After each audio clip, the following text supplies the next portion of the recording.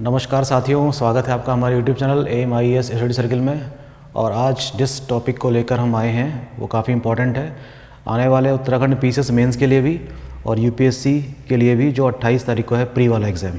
ठीक, तो आइए देखते हैं आज के सेशन में हमारे लिए क्या क्या है। ये है हमारा G20 का लोगो जो प्रदान किया गया है सरकार के द्वारा। और आज के लेक्चर में हम इन 5 टॉपिक्स पे चर्चा करने वाले हैं। एक तो हम पढ़ेंगे इंट्रोडक्शन G20 का, कैसे बना था, कितने कंट्रीज़ हैं, G20 के मैप देख लेंगे एक बार, मेंबर्स देख लेंगे, फॉर्मेशन क्यों हुई थी, किस प्रकार से काम करता है, शेरपा के क्या फंक्शंस हैं उसमें वो देखेंगे, और इंडिया की जो चेयरमैनशिप है 1 साल के लिए उसकी इंपॉर्टेंस को समझेंगे, और क्या हमारे लेक्चर से कोई क्वेश्चन बन सकता है या पहले भी कोई क्वेश्चन आया है G20 से, इस पर भी छोटी सी चर्चा कर लेंगे। ठीक, तो आइए देखते हैं ग्रुप ऑफ 20 क्या चीज़ है। ठीक, G20 या group of 20 is an inter governmental forum comprising 19 countries. 20 देशों का समूह है जिसमें 19 तो देश हैं और जो 20वां सदस्य है वो है आपका यूरोपियन यूनियन वाला। इस तरीके से इसमें 20 मेंबर्स बन जाते हैं। It works to address major issues related to the global economy. देखिए, G20 जैसे अपने आप में एक 20 कंट्रीज़ और यूरोपियन यूनियन का एक ऑर्गेनाइजेशन है, ऐसे कई सारे और भी ऑर्गेनाइजेशंस हैं जो मुख्य रूप से किस लिए बनाए गए हैं, इकोनॉमिक स्टेबिलिटी को प्रोवाइड करने के लिए, और जो मेंबर कंट्रीज़ होते हैं उनके बीच में समन्वय स्थापित करने के लिए। G20 भी कुछ इस प्रकार का ही संगठन है, जैसे कि इंटरनेशनल फाइनेंशियल स्टेबिलिटी के लिए, क्लाइमेट चेंज मिटिगेशंस और सस्टेनेबल डेवलपमेंट।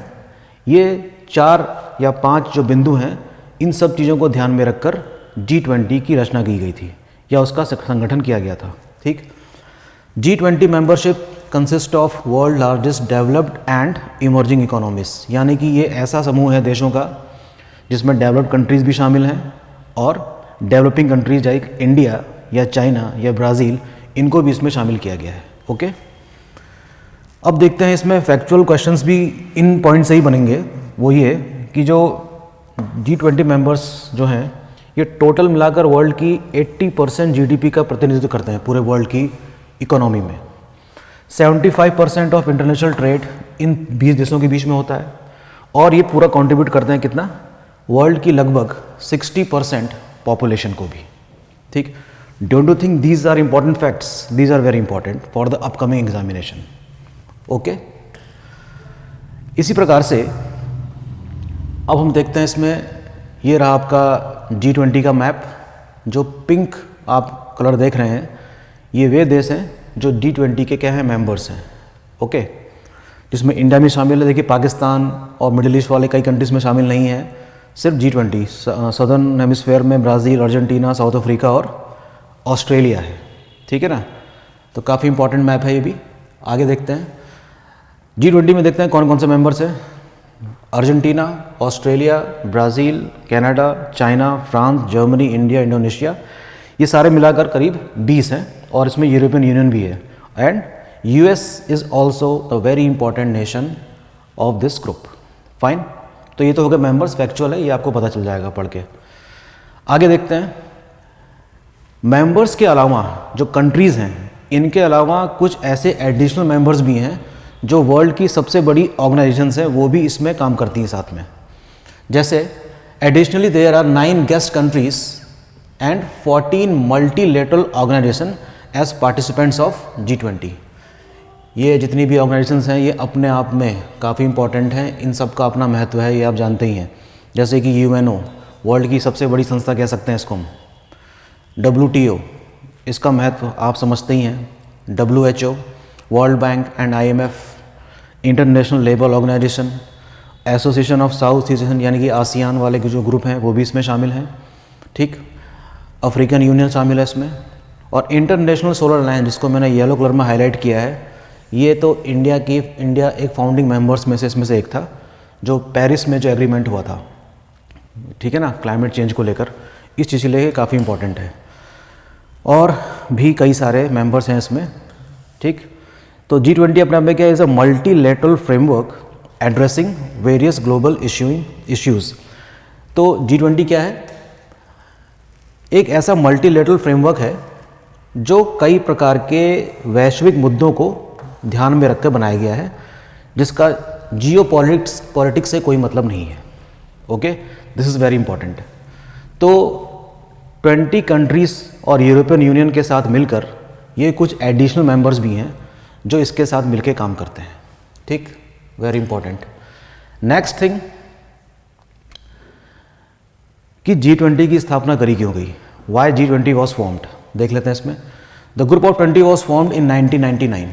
ध्यान देने वाली बात है कि इसकी स्थापना कब हुई थी? 1999 में। ठीक है ना? क्यों हुई थी भाई? क्यों हुई थी? Was originally a meeting of the minister of finance and governor of the central bank. ठीक है, ये ऐसा संगठन था जो जितने भी देश के जो सेंट्रल बैंक होते हैं उनका चेयरमैन, यानी कि RBI के केस, इंडिया के केस में RBI, और फाइनेंस मिनिस्टर हर देश के, उनके स्तर पे मीटिंग्स होती हैं। किस चीज़ के लिए डिस्कस करते हैं? In an effort to broaden the discussion of the policies, ऐसी नीतियों के बारे में that are beneficial for resolving the global economic and financial crisis. Global economy या फाइनेंशियल क्राइसिस एक ऐसी चीज़ है जिसको रिजॉल्व करना बहुत ज़रूरी समझा जाता है, और इसी को ध्यान में रखकर G20 का गठन किया गया था 1999 में। इसके बाद हम देखते हैं लगभग कई सालों बाद 2008 में अमेरिका के जो कई सारे बैंक्स हैं वो कोलैप्स कर गए, और जो क्राइसिस हमको देखने को मिलती है उसको हम कहते हैं सब प्राइम क्राइसिस। यानी कि अमेरिका के बैंकिंग सिस्टम ने अपने ऐसे कस्टमर्स को लोन दे दिए थे जो रिकवर नहीं हो पाए। वो कस्टमर्स उनके प्राइम कस्टमर्स नहीं थे, ऐसे कस्टमर्स जो सब प्राइम थे। तो जो क्राइसिस अगर हुआ उस क्राइसिस को क्या कहा जाता है? सब प्राइम क्राइसिस। हालांकि इस सब प्राइम क्राइसिस का इंडिया की इकोनॉमी में कोई खास इम्पैक्ट नहीं पड़ा। ठीक है, क्योंकि इंडिया की इकोनॉमी एथिकल वैल्यूज़ पर आधारित है, जिसका इस क्राइसिस का कोई भी फ़र्क नहीं पड़ा। उस समय के जो हमारे फाइनेंस मिनिस्टर थे P चिदम्बरम, उन्होंने अपने वक्तव्य में इस बात को कहा भी था कि जो ethics and morals of the Indian economy is too much strong, जिसका इस क्राइसिस से कोई भी फ़र्क नहीं पड़ा, and that is very good thing. ठीक है, तो यही सब बातें लिखी गई कि G20 की फॉर्मेशन क्यों हुई थी, ताकि वो ग्लोबल लेवल पर इकोनॉमिक और फाइनेंशियल क्राइसिस को रिजॉल्व कर सके। Very important. मेंस में हो सकता है लिखने के लिए आ जाए कि why was the G20 was formed and what was its importance. PCS के मेंस की बात कर रहा हूँ मैं। नेक्स्ट थिंग, G20 किस प्रकार से काम करती है? G20 works is divided into 2 tracks. ये इसका थोड़ा सा टेक्निकल टर्म है जिसको समझ लेना जरूरी है। इसके 2 ट्रैक हैं। एक तो होता है इसका फाइनेंशियल ट्रैक। ठीक, इन दिस मीटिंग, ऐसी बैठकों में जो होती है वो होती है G20 के फाइनेंस मिनिस्टर्स, जो ग्रुप वाले जितने भी ग्रुप हैं उसके फाइनेंस मिनिस्टर कंट्रीज़ के, और जितने भी सेंट्रल बैंक हैं सभी देशों के, उनके गवर्नर्स की मीटिंग होती है, और साथ में उनके सहयोगी जो डेप्यूटीज़ होते हैं वो भी इनके साथ काम करते हैं। They meet several times a year, साल में कुछ बार मुलाकात करते हैं, और फोकस रहता है इनका किस चीज़ पे? मॉनेटरी एंड फिस्कल इश्यूज़ पे। इनकी चर्चा किस पे होती है? मौद्रिक और राजकोषीय मुद्दों पे इनकी चर्चा होती है। तो ये तो जो ट्रैक है इसका, ये जो विंग है, इस विंग को हम कहते हैं फाइनेंशियल ट्रैक कहते हैं। क्या कहते हैं? Financial track. वेरी इंपॉर्टेंट, हो सकता है क्वेश्चन एग्जाम में आ जाए, PCS के मेंस में या IAS के प्री में। एक ट्रैक कहलाता है Sherpa track. Sherpa, this track focuses on broader issues. ये कुछ वैसे मुद्दों पे चर्चा करते हैं जैसे कि पॉलिटिकल एंगेजमेंट, राजनीतिक मुद्दों पर चर्चा होती है, विकास पे चर्चा होती है, और एंटी करप्शन। इन चीज़ों पे मुख्य रूप से चर्चा करते हैं कौन से? शेरपा। तो शेरपा क्या चीज़ है? शेरपा आप मान लीजिए कि एक प्रतिनिधि है, एक एमिसरी है, is the personal representative of a head of the state. ठीक, शेरपा कौन होते हैं? किसी देश के प्रतिनिधि होते हैं। जहाँ पर प्रधानमंत्री हिस्सा नहीं लेते वहाँ पर उन देशों में शेरपा जो है अपना उस देश का प्रतिनिधित्व करते हैं। ठीक है, of the head of the state और the government who prepare an international summits, जो अंतर्राष्ट्रीय बैठकों में हिस्सा लेते हैं और मुद्दों को सामने रखते हैं। एग्जाम्पल के रूप में हम देख सकते हैं कि जो अमिताभ कांत हैं वो G20 के शेरपा थे। कब? जब उदयपुर में पहली मीटिंग हुई भारत को चेयरमैनशिप मिलने के बाद 4 से 7 दिसंबर 2022 में अमिताभ कांत इस प्रकार इस मीटिंग में पहले शेरपा बनते हैं। ठीक है, तो अमिताभ कांत क्या हो गए, इंडिया की तरफ से शेरपा। इम्पॉर्टेंट है, देख लेना। ये थोड़ा सा टेक्निकल टर्म है, इसको ज़रा ध्यान से देखिएगा आप। Next thing, rotation of the chair. अब इसमें देखने सी बात यह है कि प्रेसिडेंसी मिलती कैसे है। ठीक, G20 प्रेसिडेंसी है वो रोटेट करती है वर्ष में एक बार, annually, according to a system that ensures a regional balance over time. ठीक है, एक प्रकार से ये जो संगठन है ये क्षेत्रीय स्तर पर संतुलन बनाने के लिए है। ठीक, तो चेयरमैनशिप हैंड ओवर की जाती है। ठीक, जिसमें जाहिर सी बात है कि 19 देश तो हैं ही, जिनको 5 ग्रुप में बनाया गया है, बांटा गया है। सभी ग्रुप में लगभग 4 देश हैं। ठीक, प्रेसिडेंटी रोटेट्स बिटवीन ईच ग्रुप। सभी समूह में ये प्रेसिडेंसी क्या है, एक एक करके हैंड ओवर की जाती है। G20 selects a country from another group. G20 select करता है कि दूसरे देश में से किस देश को चेयरमैनशिप प्रदान करनी है और उसको उसका अध्यक्ष बनाना है। जैसे कि इंडिया को बनाया गया है 2022 से 23 तक के लिए। भारत ग्रुप नंबर 2 में आता है, ये फैक्चुअल है, आपको याद रखना होगा ये, जिसमें 3 देश और हैं, रशिया, साउथ अफ्रीका और टर्की। ठीक है, तो इस समय चेयरमैनशिप इंडिया के पास है। Very important, every year new country take on presidency and work with the previous presided country. जैसे कि भारत को जो अध्यक्षता मिली है वो अपने पहले वाले देश यानी कि इंडोनेशिया से हैंडओवर हुई। इंडिया 1 साल की चेयरमैनशिप रखेगा अपने पास और अगले साल ब्राज़ील को सौंप देगा, यानी कि 3 देश हो गए, इंडोनेशिया पहले वाला, इंडिया और इसके बाद ब्राज़ील। तो इन 3 देशों को एक कलेक्टिव टर्म दिया गया है जिसको हम कहते हैं ट्रायोका। क्या कहते हैं इसको? ट्रायोका। ट्रायोका यानी कि 3 देश। पहले वाले के साथ समन्वय स्थापित करके आगे बढ़ना है और अगले आने वाले देश जिसको अध्यक्षता देनी है उसके साथ भी समन्वय स्थापित करके योजना बनानी है। तो ये टर्म पूछा जा सकता है कि ट्रायोका का संबंध निम्नलिखित में से किन संगठन से है? तो इसका आंसर क्या होगा? G20। इंपॉर्टेंट है। ठीक है, अब मैंने एक छोटा सा एक फिगर निकाली थी इसमें। ये देखिए, ये है ट्रायोका जिसमें इंडिया मौजूदा वो है, इंडोनेशिया पहले था और इसके बाद नंबर आता है किसका? ब्राज़ील का, जो अगले साल अध्यक्षता मिलने वाली है। ठीक है, तो this we have a troika. Next thing, अखबार में चीज़ें छपी थी, वहाँ से मैंने चीज़ें कुछ उठाई और यहाँ पर मैं आपके सामने ये पढ़ना चाहता हूँ कि किस प्रकार से जब भारत को अध्यक्षता सौंपी गई थी तो अखबारों में क्या क्या सुर्खियाँ थीं। भारत दुनिया का नया सिरमौर बनने की राह पर है। ठीक, दुनिया की 5वीं सबसे बड़ी अर्थव्यवस्था भारत के हाल के वर्षों में बड़ी वैश्विक शक्ति के रूप में उभरा है, जो बिना किसी लाग लपेट के वैश्विक जिम्मेदारियों को निभाने के लिए भी पूरी तरह से तैयार है। ये एक तरीके से अगर हम कह सकते हैं कि what is the importance of the chairmanship given to the India, Bharat की भूमिका क्या होगी, एक आंसर के रूप में आप ये चीज़ सीधे उठा के लिख सकते हैं। वेरी इंपॉर्टेंट, इसीलिए मैंने जानबूझ के ये चीज़ उठाई वहाँ से। तो भारत दुनिया का नया सिरमौर बनने की राह पर है, दुनिया की 5वीं सबसे बड़ी अर्थव्यवस्था है, ये आप जानते ही हैं। हाल के वर्षों में भारत ने बड़ी वैश्विक शक्ति के रूप में अपने आप को उभरते हुए भी देखा और दुनिया ने भी देखा उसको। वो बिना किसी लाग लपेट के वैश्विक जिम्मेदारी को निभाने के लिए भी पूरी तरीके से तैयार है। ये इसका स्कोप है, हम कह सकते हैं। भारत में हर बड़े मुद्दे पर वैश्विक बिखराव को सामूहिक सहयोग में बदलने की क्षमता है। ये बहुत ही इंपॉर्टेंट की टर्म है। अगर आप इसको अपने आंसर्स में शामिल करते हैं ऐसे शब्दों को, तो जाहिर सी बात है कि आपको नंबर मिलने की संभावना अच्छी रहेगी। ओके, अगले 1 साल तक भारत दुनिया के सबसे ताकतवर आर्थिक समूह G20 की अगुवाई करेगा। ये जाहिर सी बात है कि इन दिनों अखबार में छपा होगा। G20 की अध्यक्षता संभालते ही प्रधानमंत्री नरेंद्र मोदी जी ने पूरी दुनिया के लिए एक स्पष्ट संदेश दे दिया और उन्होंने कहा कि भारत दुनिया में एकता की सार्वभौमिक भावना को बढ़ावा देने के लिए काम करेगा। भारत एक पृथ्वी, एक परिवार, एक भविष्य के मंत्र के साथ आगे बढ़ेगा। इस मंत्र के साथ ही भारत ने अपने इरादे जता दिए हैं कि वो दुनिया की अगुवाई करने के लिए पूरी तरह से तैयार है। भारत की अंतर्राष्ट्रीय छवि हाल ही के वर्षों में, पिछले 2 दशकों में बहुत अच्छी तरीके से उभरी हुई है और हम कह सकते हैं कि पूरे दुनिया की निगाहें भारत में रहती हैं, क्योंकि भारत एक सभी प्रकार की संभावना का देश है, एक बहुत बड़ा बाज़ार है, अपार संभावनाएं हैं, टैलेंट की कोई कमी नहीं है।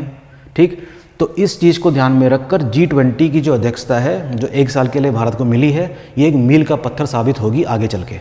ठीक, बहुत इंपॉर्टेंट बात है, अपने आंसर्स में भी इसको आप शामिल कर सकते हैं। ठीक है ना।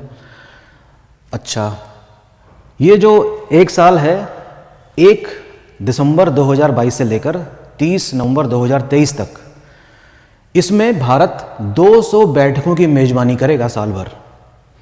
इस साल की अध्यक्षता के दौरान भारत 50 से ज़्यादा शहरों में 32 विभिन्न क्षेत्रों के लिए काम कर रहे देशों के करीब 200 बैठकों की मेजबानी करेगा, होस्ट करेगा। अगले साल के इस शिखर सम्मेलन के लिए भारत के प्रमुख उद्देश्यों की बात करें तो देश में आ रहे डिजिटल बदलाव को उजागर करने के साथ दुनिया में पर्यावरण के समुचित और सतत विकास के लिए सस्ती टेक्नोलॉजी मुहैया कराने पर भी जोर दिया जाएगा।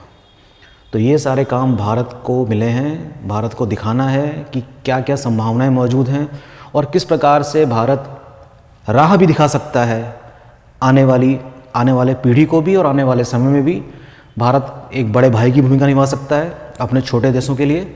और देखते रहिए कि किस तरीके से अंतर्राष्ट्रीय कद भारत का लगातार बढ़ते जा रहा है। लेकिन यूपीएससी में क्वेश्चंस कुछ क्रिटिसाइज़ करने के लिए भी आ जाते हैं, जैसे कि G20 की सीमाएं क्या हैं, what are the limitations of the G20, mains के क्वेश्चंस में आ सकता है। इस तरीके से हम कह सकते हैं कि क्या G20 एक सफल समूह है, तो इसका हमें वो बीच में से कोई रास्ता निकालना पड़ेगा आंसर लिखने के लिए, और एक संतुलित आंसर देना पड़ेगा। पूरी तरीके से सफल नहीं है, लेकिन सफलता की राह पर अग्रसर जरूर है। भारत संभावना का देश है और यही हम देखते आ रहे हैं। ठीक है, तो आप देख सकते हैं कि आज के लेक्चर में आपको आने वाले पीसीएस के लिए, यूपीएससी के लिए और भी कई सारे एग्ज़ाम होंगे, यूपी पीसीएस में भी एग्ज़ाम होगा, जहाँ से आप इसमें कई सारे फैक्ट्स और कॉन्सेप्ट तैयार कर सकते हैं। ठीक, तो उम्मीद करते हैं कि आपको आज का सेशन ठीक लगा होगा। तो मैंने पहले इसमें लिखा था कि हम लोग कुछ क्वेश्चंस पे डिस्कस करेंगे। तो क्वेश्चंस इसमें इस प्रकार से ही आएंगे कि जैसे कि ट्रायोका से संबंध किस चीज़ का है, ट्रायोका से आप क्या समझते हैं। G20 की स्थापना तो वैसे 1999 में हुई थी, तब से लेकर आज तक 24 साल हो गए हैं, और इन 24 सालों में यूपीएससी ने अपने कई एग्ज़ामों में ये क्वेश्चन पूछे भी होंगे। लेकिन क्योंकि ये एक ऐसा रेलेवेंट इशू है जहाँ पर क्वेश्चन बनने की संभावना हमेशा बनी रहती है। ठीक है, तो प्रीवियस ईयर पेपर्स को आप चेक करिएगा, जिसके लिए मैं आपको सलाह देता हूँ कि आप ट्रायोका को समझने की कोशिश करिए कि ट्रायोका क्या है। ठीक, ट्रायोका क्या है, किससे रिलेटेड है, फाइनेंस ट्रैक किसे कहते हैं, ठीक है, शेरपा ट्रैक किसे कहते हैं। ऐसे कई सारे क्वेश्चंस आप देख सकते हैं। ठीक है, फैक्चुअली भी और कॉन्सेप्चुअली भी। यूपीएससी में क्वेश्चन आता है कि consider the following about the G20 के संबंध में निम्न कथनों पर विचार कीजिए। 2-3 स्टेटमेंट आपके इसी लेक्चर्स में से उठा सकता है, वो हो सकता है, या और भी कई सारी चीज़ें मौजूद होंगी ऑनलाइन, वहाँ देख सकते हैं आप। और आपसे पूछेगा कि which of the above statements are correct. तो इस तरीके से आप स्वयं भी क्या कर सकते हैं, क्वेश्चंस को देख सकते हैं। तो होपफुली आपको ये सेशन मदद पहुंचाएगा, मेरा ऐसा मानना है। इस लेक्चर को देखिएगा, और इस लेक्चर के अलावा यूट्यूब में और भी कई सारे लेक्चर्स मौजूद हैं G20 पर, उसको भी देखिए, किताबों से भी पढ़िए, नेट से भी देखिए और अखबारों से भी पढ़िए। Thank you so much, thanks a lot.